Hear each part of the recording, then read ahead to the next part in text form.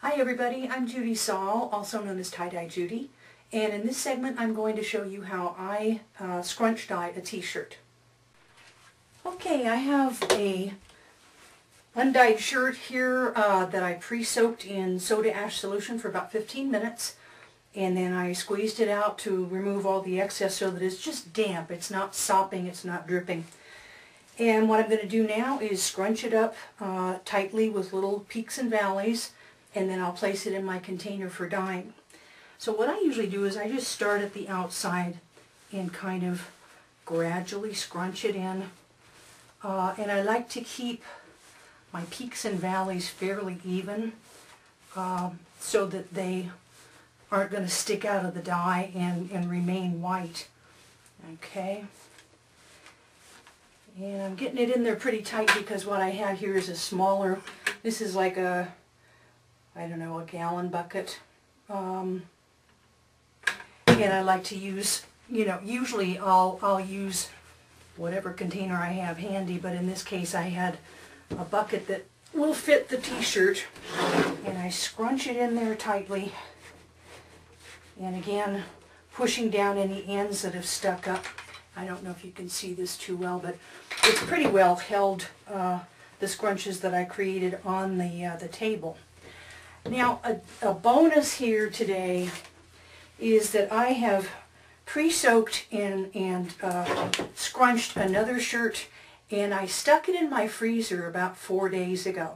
I was actually going to do this video earlier and had technical difficulties, but this one is hard as a rock, and I'm going to be using the same dyes on both shirts, and what I'll do is let them batch.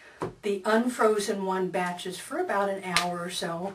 The one that's been in the freezer is going to probably batch 6 to 8 hours, if not overnight, because it takes time for that frozen shirt to defrost and allow the dyes to flow.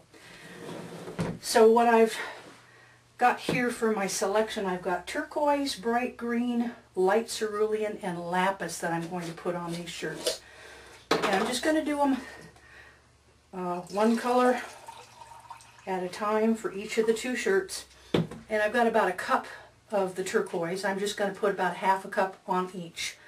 And what I do is just kind of pour it around. Let me see where I'm at with that. A little more with this one. In just an organic pattern. It's no particular pattern that I'm using.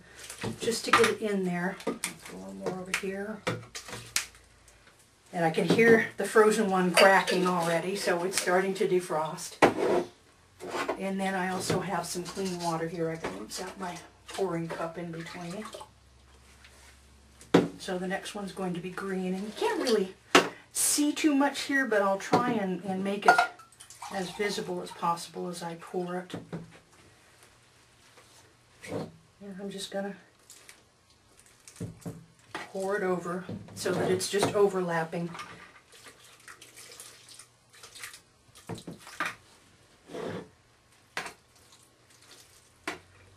Okay, can you see that? It's kind of dark. You can't really see where the colors are blending.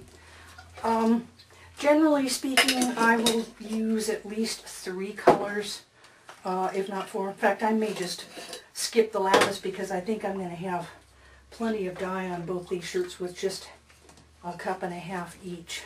So let me get the light cerulean on here.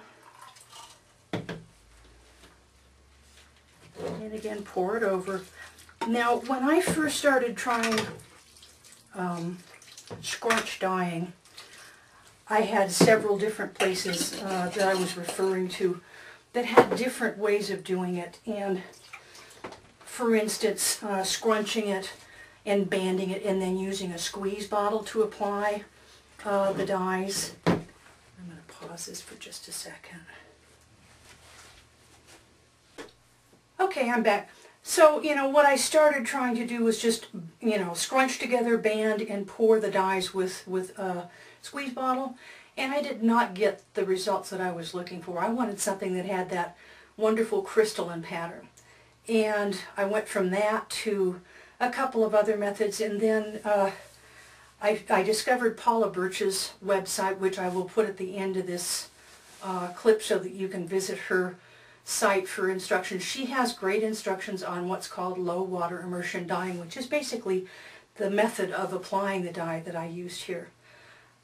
So again, what I'm going to do here is batch these, and when I get done I'll go ahead and rinse them out and dry them, and then I'm going to do a side-by-side comparison for you so you can see the difference between regular low water immersion scrunch dyeing and frozen or freeze dyeing.